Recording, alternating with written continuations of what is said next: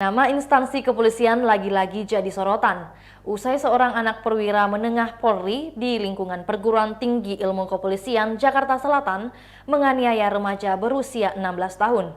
Korban berinisial FB 16 tahun dianiaya RC yang merupakan anak seorang anggota Polri berpangkat komisaris besar.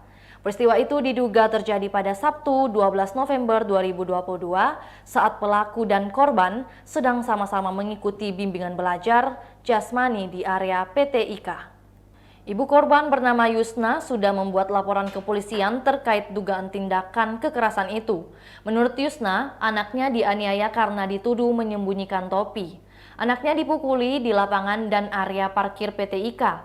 Aksi itu disebut terjadi di depan pelatih, tetapi sang pelatih tidak berbuat apa-apa untuk melerai.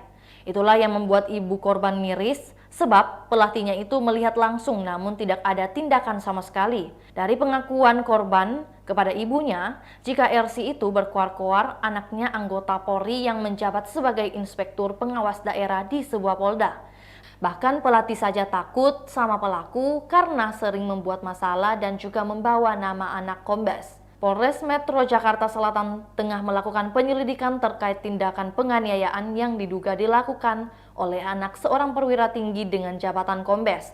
Akibat pemukulan itu, FB mengalami sejumlah luka memar dan bahkan mendapat trauma.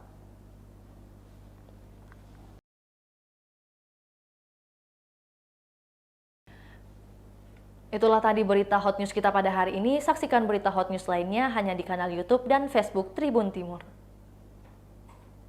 Terima kasih sudah nonton. Jangan lupa like, subscribe, dan share ya.